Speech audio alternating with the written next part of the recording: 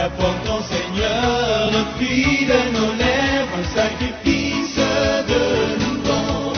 Louange, louange au roi. Esengo ezali nanga kokutana na bino lisusu mokolo ya lelo nzamba pambola bino bana notre père ba téléspectateurs ya télévision chrétienne Sango Malamu émission Cantique Info pour na bino ba chantre de l'Éternel chorale ba musicien nyonso espace oyo ezali pour na bino comme d'habitude na émission oyo tozalaka toujours na invité nazanga mon côté na plateau ya télévision chrétienne Sango Malamu tozana mama Pala Omeonga oyo boyebi bino pe ba bolobi boyebi ete bokoyeba ko découvrir ye tout au long ya émission oyo. Bonsoir maman Pala Omeonga. Bonsoir maman Angèle. Nzamba pambola yo, nzamba pambola pe bato bazolanda biso. Topesi bino mbote na kombo na Yesu. Merci maman Pala, on dit quand même invitation à biso malgré période où tozana yango mais ndeko moko na sepela ki alobi sango moko ayebisi biso priez dans vos maisons parce que même si vous êtes confinés mais Satan n'est pas confiné et Jésus non plus n'est pas confiné. Malgré période où on sait plus quoi répondre dans la question à ban à notre père groupe dans moment où il y a confinement ils ont tambola ndengeni ils ont passé moment ndengeni. En tout cas na pesinza merci maman Angèle parce que moment où est un moment très capital la kati groupe na biso pour est un moment où tu se rapprocher les sous makasi pembe na nzambe.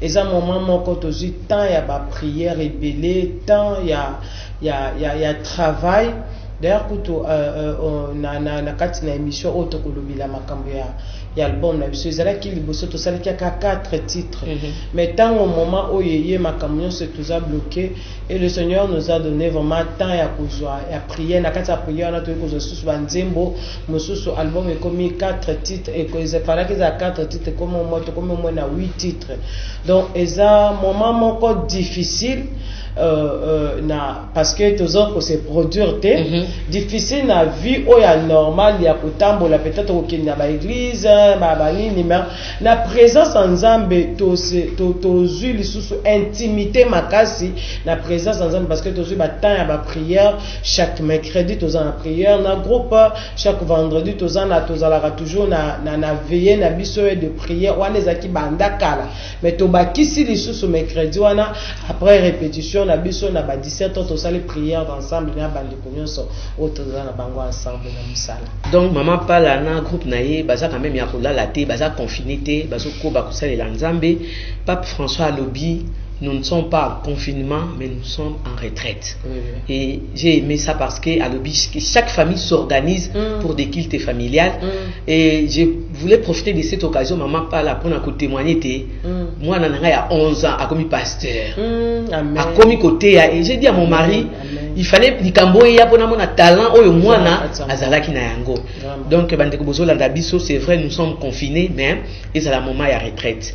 Maman Pala quelques rappels ya banzembo oyo salaki batu bayeba yo juste ata ba titre pour ba clip ezali ba kotiela biso. Vraiment maman Pala abimi na album à liboso ozana le kumemi esika maman Pala yemba ozana le kumemi masiyeye papa kadiandoke masiyeye champion yolongo mbeta ololeve Manuel Amine. Après toye koya na album ya mibale Elohim oza malamu bisika maman Pala yemba kumama kolo Yesu kumama mwana na Nzambe yelele ngaya na botamaki mosika na mboka na kata kokombe oyanga motolu bakata na zilete kushe yako lata ete nyaliputa ya mama loposo yanzo tose mafuta ya mbila après wana toye ko ya album uzanzambe esika mama Pala yebakisa ki remix akumama mbala minei yaya yosali yako kama la bomoi nanga shilo wolongolinga ipala elamba yesonyi opesa kinga libala opambolinga pe maboti opesinga mapasa mbala minei Yesu. Merci beaucoup maman Pala Omeonga na kanisi ndeko moko alobaki nanga alobi Est-ce que tu papa Joseph mobile na yoke mbalo boko changer lisusu boko koma mbala mitanu yekutabi mitanu fois. C'est vraiment un témoignage n'a évité une femme qui te suit en ce moment. Cette femme a trop attendu maternité, belle famille et lobby, biso ba voisin to lobaka to lobby. Message ni ko yebisaye par rapport à votre témoignage na nzembo oya mapasa mbalamine. Merci beaucoup maman Angèle. Na tango na koma na place oyo ya ko fortifier moto azotala biso na lobakango na kundima nyonso po tozwi tellement ba témoignage ebele ba témoignage na koloba partout dans le monde batu oyo bayoki album oyo Elohim oza malamu to oza nzambe na lolengi ya spiritualité bazui ba consolation ebele ya liboso na ngena yebisa mutu ke maman pa la pesa kabala te po naza mutu lokola yo mais soko ndimi ke nzambe oyo asalela ki maman pa la ngolu aza capable ya kolongola nga na condition naza nango nzamba kosalela yo ya kokama to utaki kozala na kamoko ndeko moko abengi biso stérilité ezaka ka mwasi te ekozala pe ka ya mobali pa kozala na problème na difficulté moko ya munene eza peut-être ba spermatozoïde na ye eza capable ya kopesa bana. Cette femme-là a tamboli à Afrique du Sud, à États-Unis, à Poto, a tamboli à Angola. Et mukolo mususu a monique a commis vraiment na suka. Mobali na yebisabi ngane naza na problème bakangi ke problème ezangai. Est-ce que moi ezate okende kozata moi na libanda parce que na monique na commis déjà na suka. Et maman moi na moi si wana azui anase ya kolela nase ya détresse abengi abi maman pala na situation moko awa na koki ko kende kozwa zemi libanda pona ya kopesa mobali na ngai na likambo oyo pesinga conseil ni na yebise na be ma sœur nde sikoyo nzamba lingasa tango deja nzamba linga makamba boy tango mutu atiki mayele na yesuki ayebi lisusa sala nini te akomi sujet ya monkeri pona bato okomi lisolo ya quartier okomi lisolo ya ndaku na bino na belle famille lisolo mususu ekobeta mate olekaki pa ya meonga esko okutaki mapa la zoli ya tondolo te lisolo ekomi autour na yo nde na moma wana mutu akomi fatigué désespéré et à ce moment là nde nzamba lingaka kokota makamba. Et moi na moi sana otobenga biso semaine passée to yebise to banda ko bondela ka chaque vendredi to banda ko to za na retraite to za vraiment na retraite moko spécial. Et moi na moi sana bengi biso semaine passée alobi maman pala nzamba sali ngolo amen kaka na mobile na ngai lelo naza na zemi ya 2 semaines na lingine yebisa na moi so azotala biso nzamba zo salongolo yo pe kala mingi te okoyembela nzambe okosi ata ozana mungongo akoyemba te je suis sûr ko koyemba tango obanda koyemba me mangesi kolingi yeso mangesi kolingi zambe na bomoi amokili tozamba la deleki makasi nzamba lola komanga na baboko na yonde na kobota mapasa Wow, gloire soit rendue à Dieu. Maman Pala, où se trouve la place de l'inspiration dans la vie à musicien chrétien? Comme Kolo yo, makamususu tozo yo kanabiso, ndeko moka ebisanga anga musique ka ba couple bulo bana ba kunde o nyo se bimisima, eza makele la wenzi. Eza préoccupation à téléspectateurs moka zo landa biso. Place ya inspiration ya mwana na nzambe sincèrement eza na kati ya Bible. Eza na kati ya Bible pourquoi? Parce que ezali mieux moko esika moko oyo toza ko se retrouver na kati ya makomi oyo ezali kotambola na kati pona to yeba ko se consoler to yeba ko se fortifier eza na kati ya Bible. Maman pala omeonga banze monanga majorité banze monanga 8 témoignages eza Témoignage auteur à copé ça après avoir lu la Bible, na tangi Bible nanga, na côté profondeur na dimension ya prière, na eu des sujets que le col nzamba sale linga boye et sengela pe sa témoignage pour na fortifier mutu mususu oyaza na situation le col ngai to yanga le col esili il faut mutu wana ayoka makambo nzamba sale linga po yepe aluka nzambe place sika ya mutu ya mwana na nzambe koluka inspiration eza na kati ya Bible. Na kati ya Bible ozui okutani na likambo moko otangi Bible ozui inspiration okommuniquer okomi yango na nzembo ekoki ekosunga batu ebele pe bakozala beni.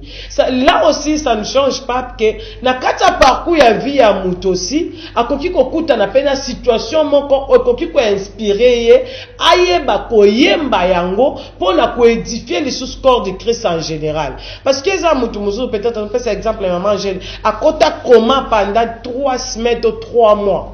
Azana se ya koma. Batu déjà basi ba préparer déjà ato boto c'est que mutu wana azana commande enda linga kufa. Oyo kide ba bengi téléphone nzamena na yamba to na yamba te parce que papa biso azana koma. Mais mutu ya lolenge wana tango mususu alobi te ngana se retirer na mimtie à quarantaine na ke koluka nzambe pona mutu azana koma wana.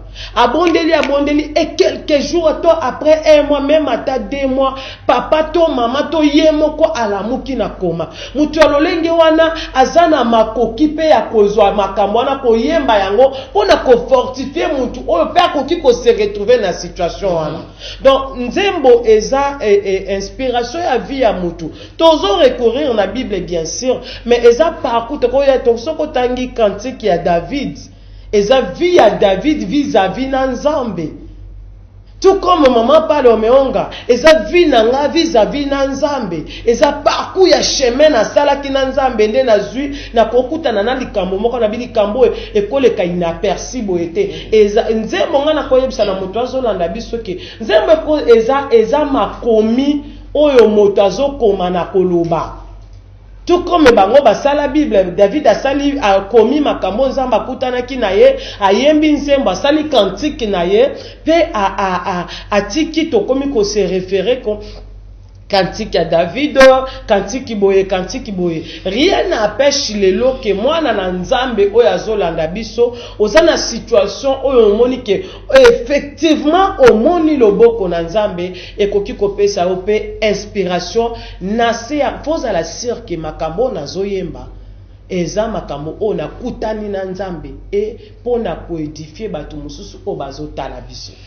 Merci beaucoup, très intelligente et namoni ko Bible kasi. Pensez-vous exactement que banzembo ya nzambe o tozoka mikolo ces textes makomi wana est-ce que ça va vraiment inspirer? Parce que maman nga za chroniqueur celui chroniqueuse bo le belango bolingi oyoka muta bandi Yesu kumama Yesu 2 minutes allez chakumusu ngwasume bandi 30 minutes kaka oya ko bina ko ningisa luketu. On trouve plus la différence entre les messages ya nzembo oyo ko pesa batu conversion na de l'autre côté. Est-ce que ba nzembo wana vraiment inspiré? En fait, danse ezalaka vraiment penza lisumuté. Car David abini, la Bible dit que sentir à loketu na ye ekatani et moi si na ye oya mona kike makambo mobali nanga sali vraiment eza yango te. Yimi na motema en tout cas pona ni na sali biloko aboye. La Bible dit qu'il azaki condamné na stérile.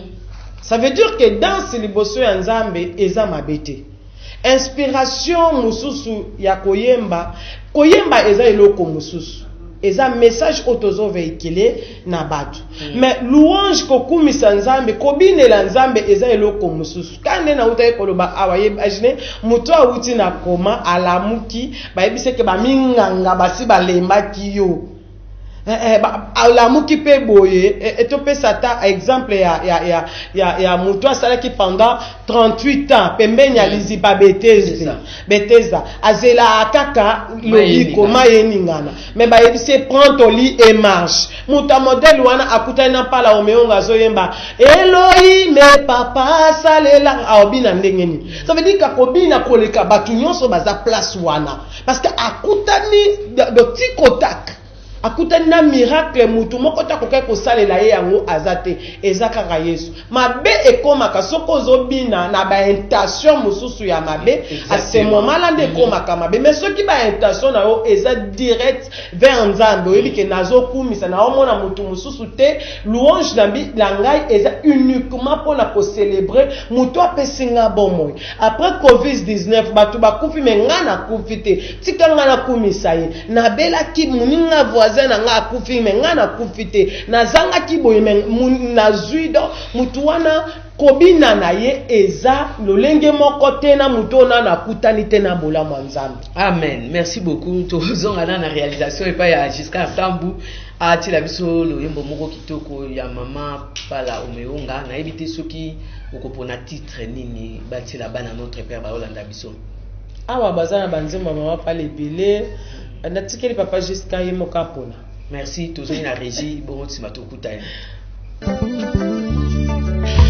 Olobakili susu na bomoi nangae bako bundisanga kasi bako longa te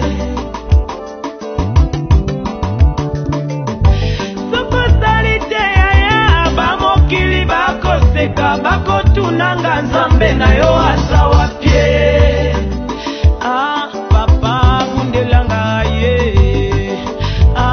papa salisanga ye Elohim papa nadisike yoso baluka bayokanga ye abanda kunyoso baluka bamona yo sala ya kokamwa tolingi tomona yoyo sala ya minene tolingi toyoka yoye Yesu nalingi namona yo kama ye la matama kambole moloko mbola ye dimina takambeka toni watalola mi wela tondo dimilo kongo kata malenja la matama leke kanga wekota suo papa la matame se kaloka wekota ndawo zambika danyelele koembata name zambika eliale papoki manyia ye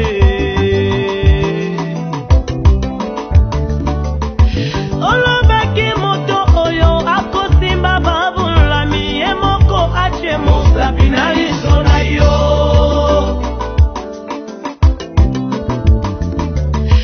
soko salite ya bamokili bakoseka bakotunanga Nzambe na yo aza wake Elohim papa abisika nyonso baluka bayokanga ye sala ya kokamwa nalingi namona yoyo pardon yaya na ngai Yesu nakomi na suka nalingi namona yo Yesu nakoti libala balobi nabotaka te natango maladi yo nde lobi mpona ngai Yesu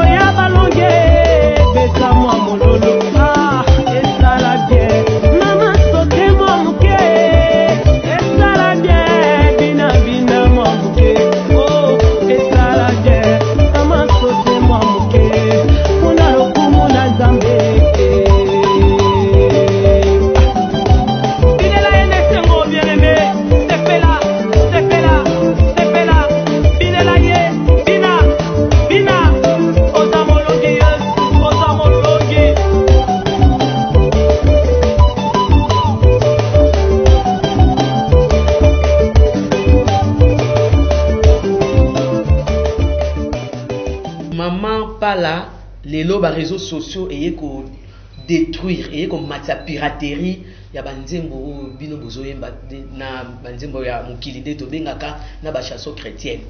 Est-ce que ça gain parce que public ils ont joie et belé ou bien perte par rapport na bino ba baby boko baby ça te ba ibotie mbongo na bino pour na boko ta ba studio et puis bosala parce que chacun de nous mikolo a commis à côté na plateforme o ya lingi a bendi nzembo et ça gain to et ça perte. Ngana lobakango tous les deux eza malamu parce que objectif ya nzembo maman pala eza pona ko sauver âme ya mutu moko oyo azolanda biso aza na détresse. Imaginez que mutu aza na fin fond moko na place moko boye tokolo bata azata mususu akozala pe na libanda ya mboka akozala na poto na États-Unis na France na Londres partout même ata koleka biso kuna na katakokombe na fin fond kuna mutu wana azozanga 100 francs ya kosomba peut-être $10 to 5000 francs ya kosomba CD ya maman pala omeonga mais azana problème oyo nzembo wana nde febikisa akutani na mutu moko télécharger yango apesi yango fele abondeli na nzembo wana esungiye lokola mutu moko nakutanaki na ye maman Angèle na ninga okende na ba témoignage pona kosunga bato ezana papa mo batie na kati ya prison condamné à mort azana kati ya prison azana eloko côté mais baye kotikele téléphone na mwasi na ye parce que aza déjà kuna bloqué na kati ya téléphone na bazoki nzembo ya maman pala omeonga ba télécharger yango ba tieli yango na kati ba memeli ye banzembo ezalaki ebele aye kokangama na nzembo Elohim papa salelanga condamné à mort alanda aka nzembo wana un jour grâce ya nzambe eko se manifester abimi na prison tant abimi na prison kobima na prison mbala moko général de la prison à l'élévation na fandi kabo azobinga maman pala naza besoin na kutana na yo na yebite azolukela nga nini tokutani na ye naza na zema ba mapasa na nga 4e fatigué là awana ya bandi ko pesa témoignage nazaki na problème moko oyo nakokai koza solution na mutu te mais nzembo oyo epesaki nga espoir ke nzamba kosalela nga likambo o mutu akoki kosalela nga te tala ndambu ya offrande na mimi pona ya ko remercier nzambo ya pesaki yo grâce wana. Est-ce que na kati ya prison nga kazo mbonga kosomba CD poko yo kangai téléchargement wana ya 50 francs ya 100 francs et permettre et atteindre motosikaza. Ça veut dire que tozo sala manque à gagner mais quelque part eza bénédiction pour na batu oyo baza na détresse ezo sunga. Mais to koki ko limiter science c'est évoluer et seigneur biso to s'adapter kaka na science objectif na biso ezaki batu baza la sauver pour na message biso tozo véhiculer ya Jésus-Christ de Nazareth. Merci beaucoup. Nalingaki tozonga na likambo ya COVID-19 le quoi tozo na période yango ba musiciens chrétiens mingi en tout cas na moni sensibilisation mingi té par rapport à ba musiciens mususu. Mais yo quand même ton moni clip na yo izole ka na sang madame, qu'est-ce qui t'a poussé à écrire et à chanter contre COVID-19? Merci beaucoup maman Angèle. Njembo d'abord isa papa omeonga mutakoma kiango. Bravo papa Joseph. Papa Joseph omeonga mbote sika zalinza mbapambola ye.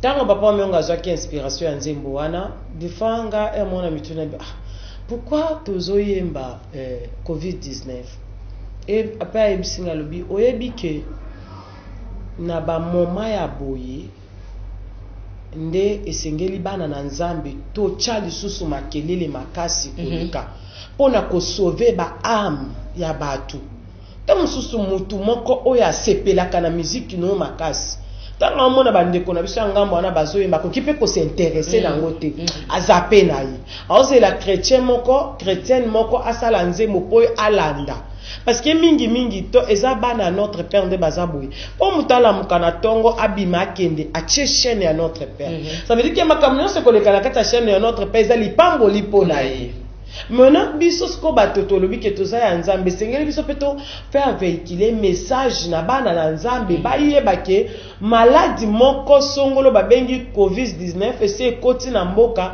toyeba na lolenge nini ya komibatela nde tozwaki inspiration wana nazwi nzembo na interpréter na ke na studio na travailler yango après na ke na studio na sali clip na yembi et puis na sali clip et puis toye kotika na ba chaîne et gloire à Dieu batu bazola na nzembo wana maman Angèle nazoza ba appel ebele ba nalande ki ona sango malamu nalande ki oboye e batu baza béni en tout cas elo na koloba ezaka nzamba za lokumu po mutu moko aza sauvé à travers nzembo wana. Moi dans notre père ozo landa penza malobisa na nzembo wana pour ozo pe ba précaution pour éviter contamination et propagation ya COVID-19.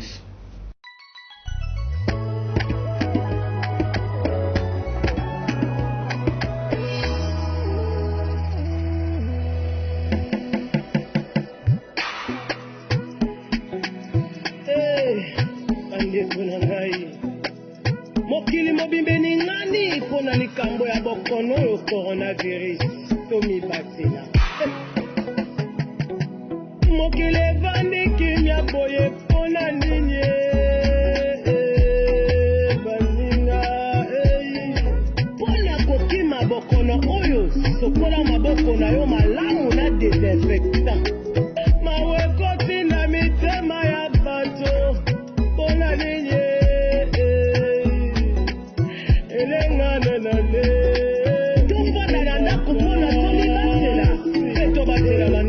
biso asosiete nyonso ekangami baekole mpe ekangami baeglize nyonso ekangami makambo ebele etelemi mati ya yesu esunga biso totosa maloba ya mokonzi ya mboka tolanda mitindo ya gouvernement mpe torespecte bakonsigne nyonso ya ministère ya santé. Bitumekoti na kati ya mokili bato bazokufa kasi masasi ezobeta te bitumango ya nani na nani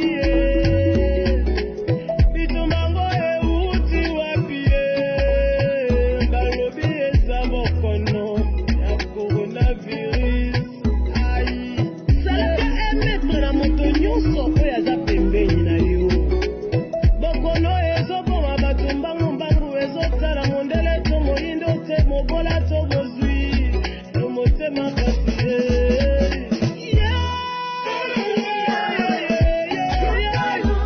mokili nyonso efukali etomoli maboko likolo toyebi yo moza makasi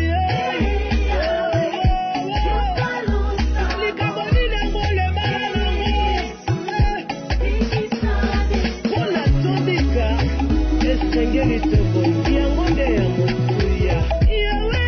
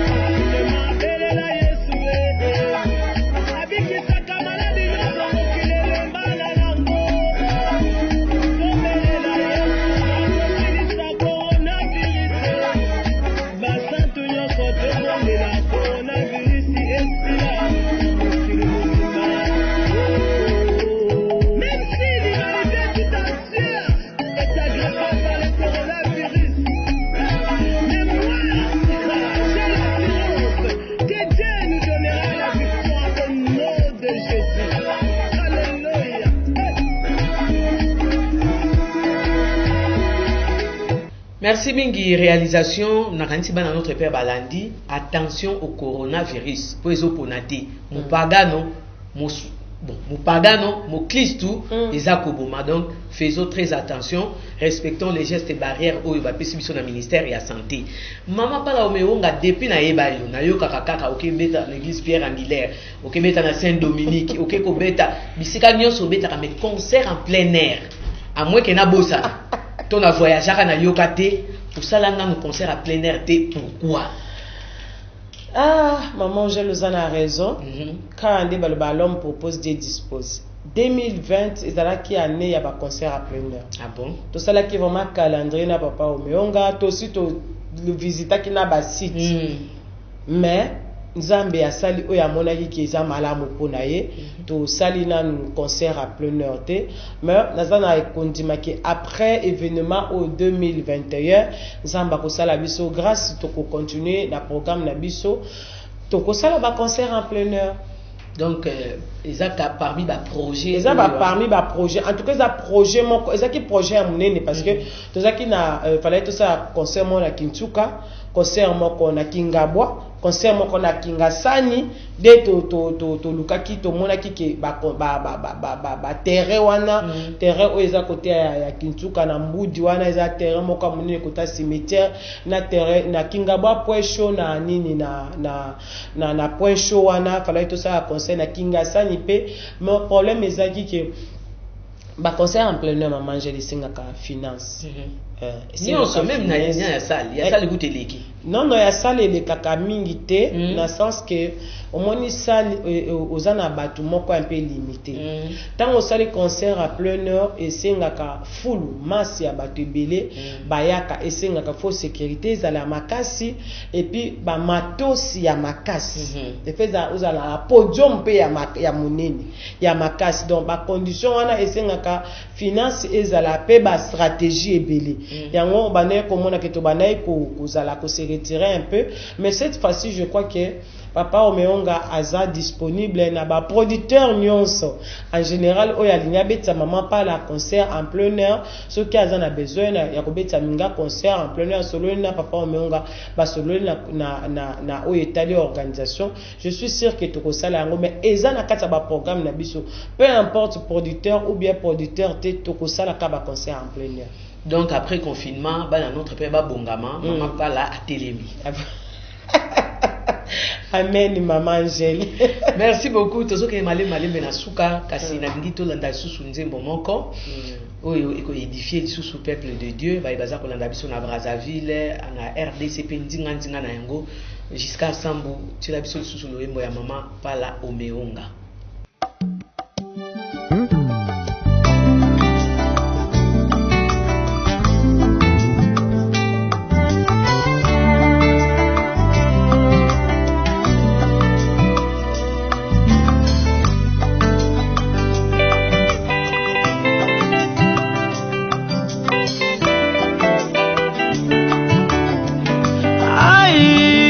Makambo elekela mayele ya bato esue epana yo esuye ya no ya ofele bokono oyo esilisi minganga mayele esue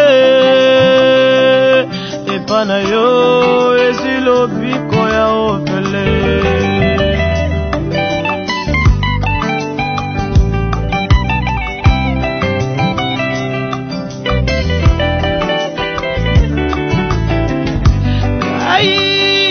Koti mosino fungolinga miso olobi oza Nzambe na ngai Yesuwe Yesuwe Yesuwe naloba lisusu nini Yesu pona maso saleli ngai etindinga na tatola oza Nzambe.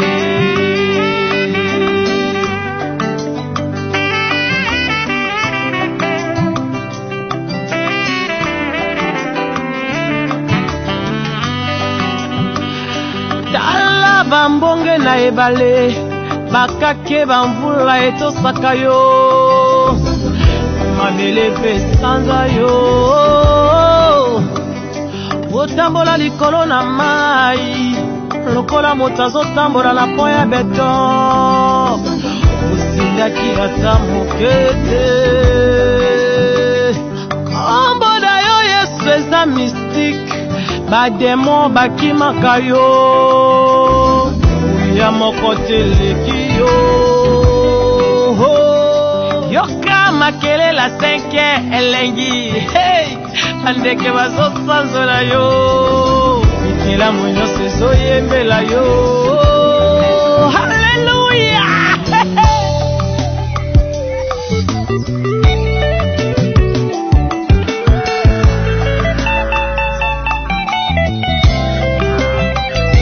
atala kotambola na nzela na kufanga na kobanga te atala kotambola na nzela na nzube nalenga nini ye unayebi ete osiminga Yesu na loboko na yo na bitumba molili mobateli na ngai ezali se okolo Yesu Elohime Yesu makasi na ngai elonga na ngai Elohime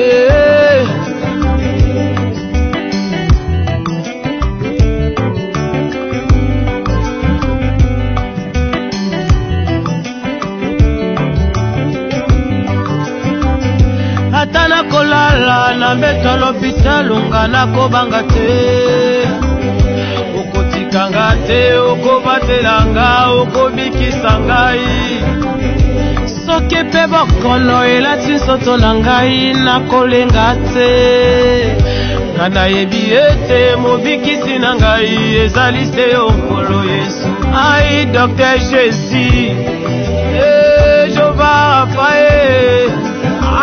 Jehova Rapha il est Docteur Jésus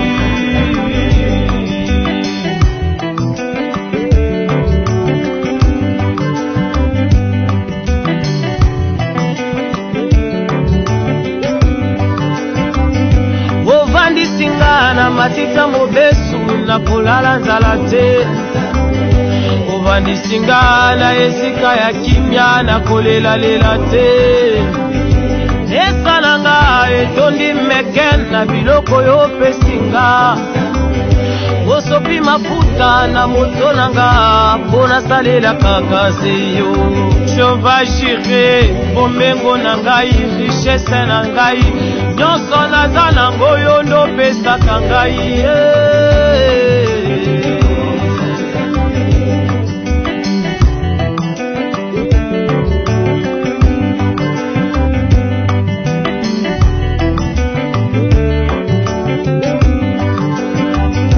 atala kangi monoko oyebi komona posa motema atala kangi misoko oyebi kotanga mabanzo na ngai ei oyanolaka nga otambwisaka nga obatelaka ngai ei elonga na nga makasi na nga nyonso ya ngai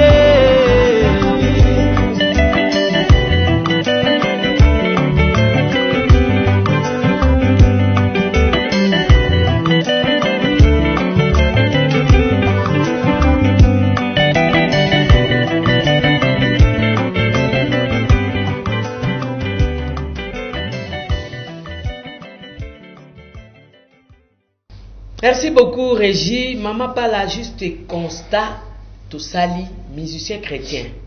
Nakati ya studio. A bandi kaka ko enregistrer nzembo boye, bala moko parler en langue bandi. Bible lobi na biso tant muto alobi en langue, il faut qu'il y ait une autre personne pour na ko interpréter. C'est que tant yozo loba o bandi kaka akaba kacha nje mpaka kacha. Na nzembo na yo ngana zui yango na ndako na zoyoka. Message na yo ngana yamba ndengeni. Po na yo ke ndoko lobité. Merci beaucoup, maman Angèle.